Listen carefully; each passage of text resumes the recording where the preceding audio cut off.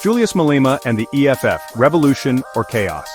Why Julius Malema's EFF is changing South African politics. The rise of the EFF, Julius Malema's fight for economic freedom. Julius Malema versus Donald Trump. What would really happen? So grab your popcorn. Trump represents right-wing, pro-capitalism, nationalism. Malema represents far-left, anti-capitalism, African socialism. One is a revolutionary firebrand from Africa, the other, a billionaire populist from America. Two political giants from opposite worlds. What happens when their ideologies clash? Donald Trump, billionaire former US president known for America First, strong borders, capitalism, and anti-globalist rhetoric. Julius Malema, South African radical leftist, leader of the EFF, calls for land expropriation without compensation, economic freedom for the black majority, and Pan-African socialism. Imagine a debate or international summit where both speak, it would explode with tension. Malema might say, Trump represents the very imperialist capitalism that robbed Africa. Trump might reply, people like Malema want to destroy everything successful with socialism that never works. Malema would attack Trump for white privilege, colonialism, and American exploitation of the global South. Trump would hit back with warnings about failed socialist states like Venezuela and Zimbabwe. African youth, many would rally behind Malema as a symbol of resistance. Right-wing Americans would fiercely support Trump as the voice of reason. This wouldn't just be two men fighting, it would be a global culture war. So what happens when Julius Malema meets Donald Trump? Sparks fly, the world watches, and history is made. The real question is, whose vision of the future wins? What do you think? Let us know in the comments. So who is this Julius Cello Malema, a kingmaker and a powerful, often radical voice within the broader ANC movement? The man often just called Juju? He was raised by his grandmother, a single mother, in a household that knew poverty firsthand. This upbringing, he often says, is what fuels his political fire, his desire to fight for the poor and the forgotten. His political journey didn't start when he became famous. He was young, he was outspoken, he was fearless, or reckless, depending on your view. Former ANC Youth League leader known for his militant style and slogans like economic freedom in our lifetime.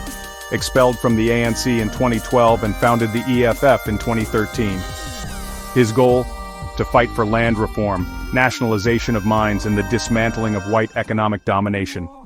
Red berets, fiery speeches, and unapologetic demands for land, Julius Malema and the economic freedom fighters are shaking up South African politics. But are they the voice of the people, or a threat to the system? Love him or hate him, Malema doesn't play by the old political rulebook. And that's exactly why many young South Africans are listening. Their red berets aren't just for show, the EFF claims to be the voice of the working class, the unemployed, and the landless. With slogans like "Kill the Boer" and aggressive confrontations in parliament, the EFF walks a fine line between bold activism and reckless provocation. Let us talk about EFF's impact on South African politics. Shifted political discourse toward land reform and inequality, pulling ANC leftward on some issues, gaining support among youth and urban poor, disrupting traditional political alliances. There are figures who are just impossible to ignore. Whether they're in parliament or on the streets, the EFF has become impossible to ignore, and many believe they hold the key to South Africa's political future. So understanding Julius Malema and the EFF is pretty crucial if you want to get a real grasp of what's happening in South Africa today, in this year of 2025. They represent a significant voice, a powerful undercurrent of discontent, and a vision for the country that is radically different from what the ruling African National Congress, the party of Nelson Mandela, has offered for the past 3 decades. They are, without a doubt, game changers. Whether you agree with their game plan or not, you can't deny they're on the field, playing hard, and everyone's watching to see their next move. So, let's dive in, shall we? It's going to be a ride. Is Malema South Africa's future president? Or will the EFF remain a powerful opposition force pushing others to act? What works in his favor? Youth appeal. Malema has strong support among younger voters frustrated by unemployment, inequality, and slow reforms. Clear message. His radical stance on land reform, nationalization, and economic justice resonates with millions who feel left behind. Charisma and media. Savvy. He dominates headlines, owns every debate he walks into, and knows how to command attention. Julius Malema is the guy who could rally the crowds. But that same outspokenness, that same willingness to push boundaries, eventually led to a spectacular falling out. What's working against him? Limited national support, While the EFF is growing, it still trails far behind the ANC and even the DA in most elections, about 10 to 12% nationally. Controversial style. His aggressive rhetoric and history of inflammatory remarks make him polarizing, even among those who agree with his goals. Coalition politics. No party is likely to win a majority in upcoming elections, and other parties may refuse to work with the EFF. As Malema became increasingly critical of the ANC leadership, even the very same Jacob Zuma he had once so fiercely supported, he started talking more about economic freedom, about the slow pace of transformation in South Africa, and about the need for more radical policies. His rhetoric became sharper, his targets broader. He accused some party leaders of being too cozy with big business. This, as you can imagine, didn't sit too well with the party elders, who probably felt like they'd created a political Frankenstein's monster who was now turning on its makers. The tipping point came with a series of disciplinary charges. The ANC accused Malema of sowing divisions within the party and bringing the organization into disrepute, and a whole lot of political theater. He was initially suspended. For someone who had dedicated their entire young life to the ANC, this was a massive blow. Or was it an opportunity? The ANC said he was undisciplined. Malema said he was being silenced for speaking truth to power. The ANC certainly felt he had crossed too many lines, becoming a liability rather than an asset. From Malema's perspective, perhaps the ANC was no longer the vehicle for the radical change he believed South Africa desperately needed. The expulsion, however, didn't silence him. If anything, it was like pouring gasoline on an already raging fire. It set the stage for his next act, a move that would see him go from being an internal critic to a full-blown opposition leader, ready to challenge the party that had nurtured and then rejected him. So, Julius Malema is out of the ANC. What's a young, ambitious, and now very famous politically homeless firebrand to do? He did what any self-respecting, attention-commanding politician would do. He started his own political party. And thus, in 2013, the Economic Freedom Fighters, or EFF, was born. And they didn't just enter the political scene quietly. They burst in wearing bright red berets and matching overalls, looking like a revolutionary fashion statement had come to life. It was bold, it was different, and it got everyone talking immediately. The choice of attire was no accident. The red beret, often associated with revolutionary movements, think Che Guevara, Thomas Sankara, symbolized their radical stance and fighting spirit. The overalls, typically worn by laborers and domestic workers, were meant to signify their solidarity with the working class and the poor, the very people they claimed the ANC had forgotten. It was a powerful visual message. We are the voice of the marginalized, the ones who do the hard work, and we are here to demand our share. This branding was genius, instantly recognizable and a bit intimidating, all at once. The EFF wasn't just Malema, though he was undoubtedly its charismatic and very vocal leader. He was joined by other former ANC Youth League members and activists who felt similarly disillusioned with the ruling party.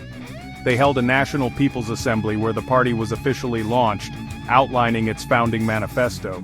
This wasn't just a casual get-together, it was a declaration of intent. They positioned themselves as a radical, leftist, anti-imperialist organization, and Marxist-Leninist Fanonian too. I know, that's a mouthful. Basically, they were saying they were really far to the left and inspired by thinkers who advocated for decolonization and workers' rights. Their timing was also pretty spot on. There was growing frustration in South Africa, particularly among the youth, about persistent inequality, high unemployment, and slow progress on issues like land reform.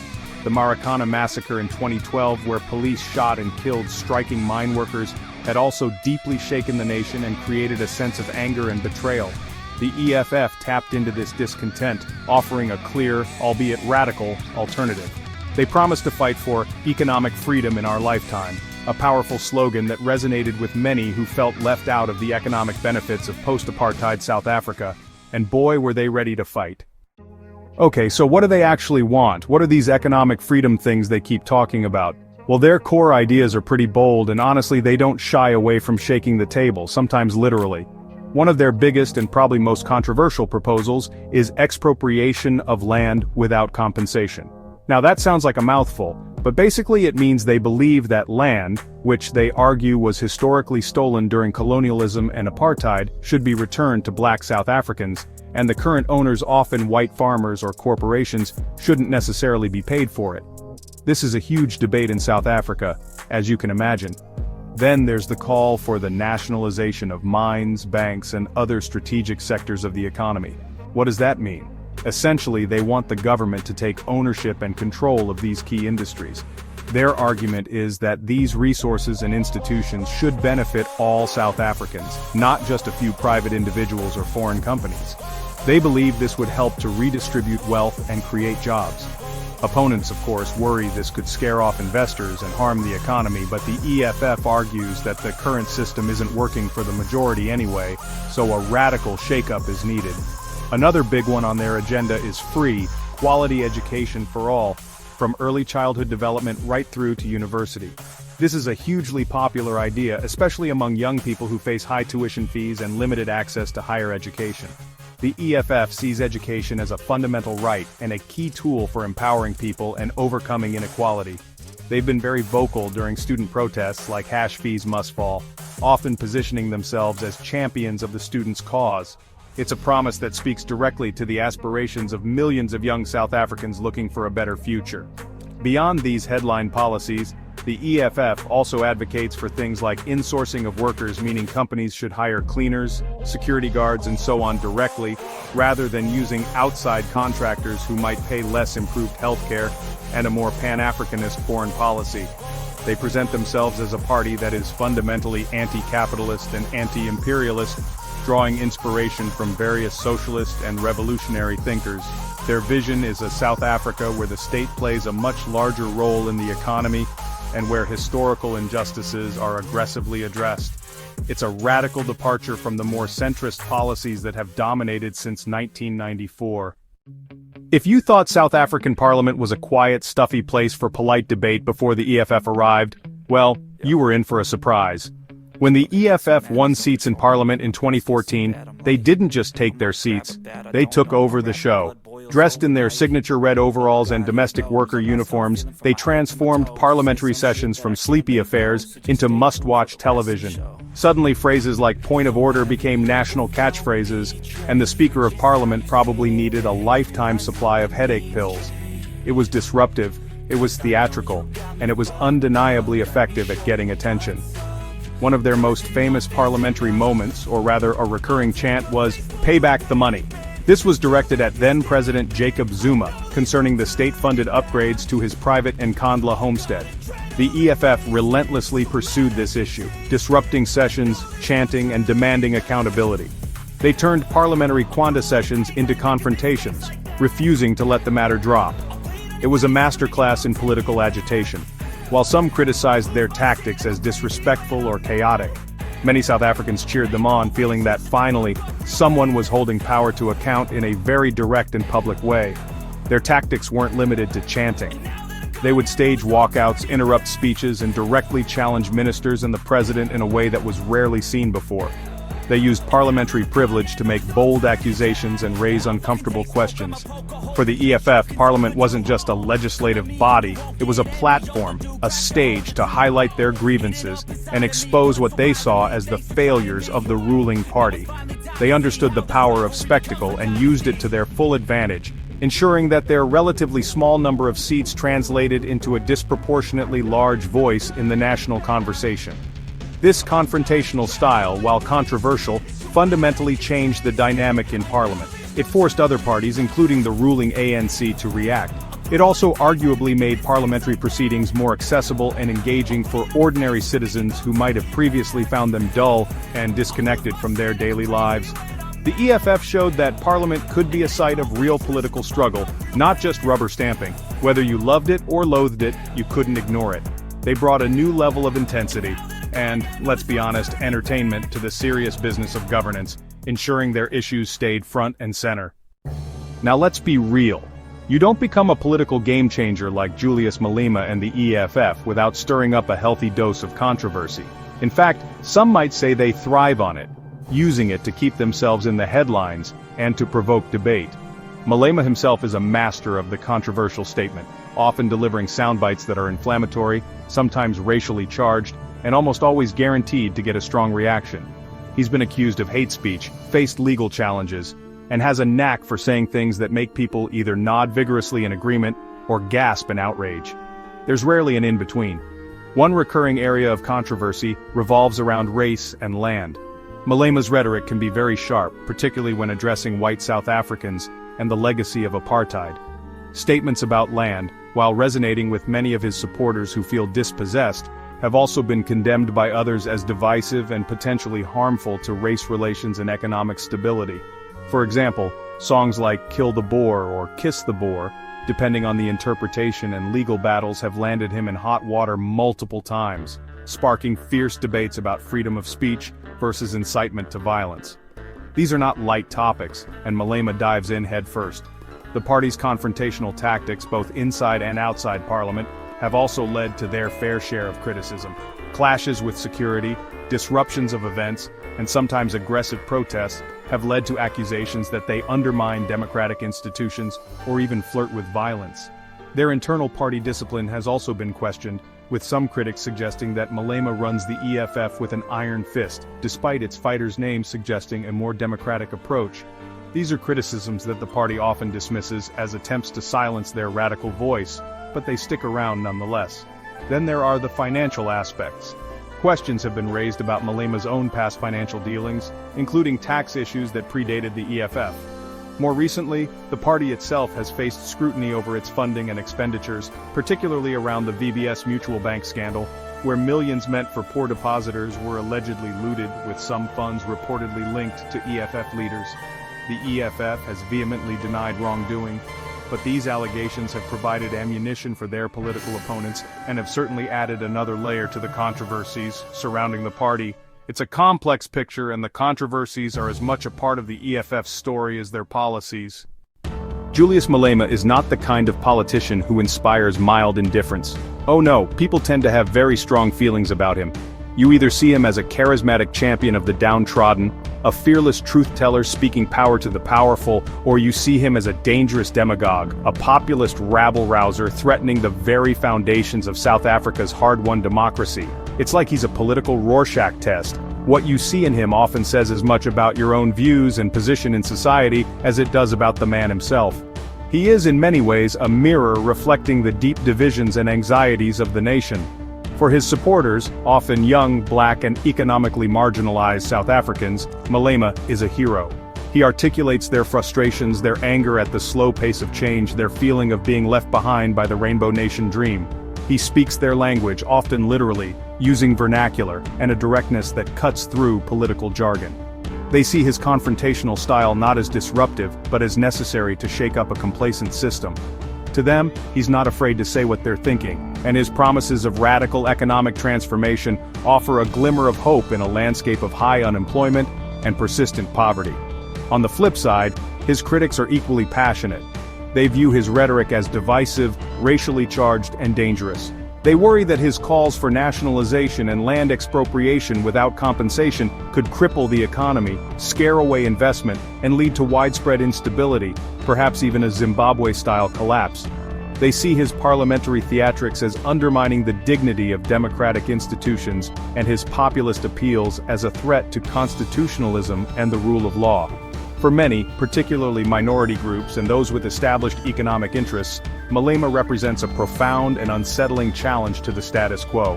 What makes him so compelling, regardless of which side you're on, is his undeniable charisma and political skill. He knows how to command a stage, how to craft a message that resonates, and how to tap into the deep emotional currents of South African society.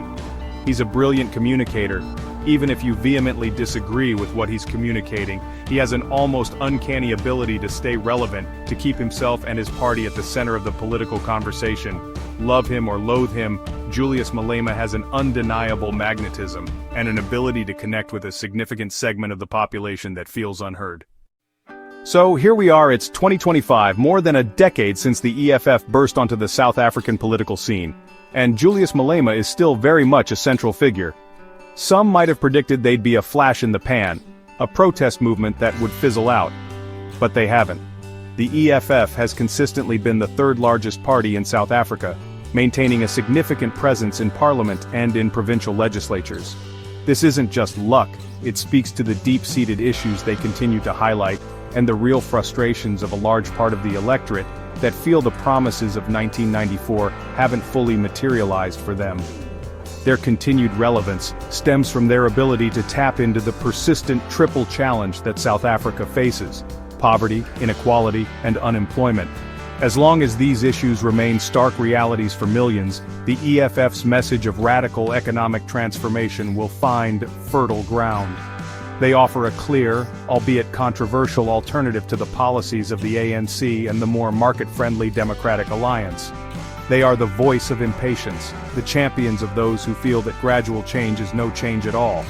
In a country with one of the highest inequality rates in the world, this is a powerful position to occupy.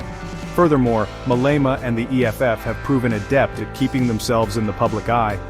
Whether it's through parliamentary theatrics, provocative speeches, community activism, or savvy use of social media, they ensure they are part of the national conversation. They've forced other parties to address issues they might have preferred to ignore, like land reform and the nationalization debate. They've shifted the Overton window.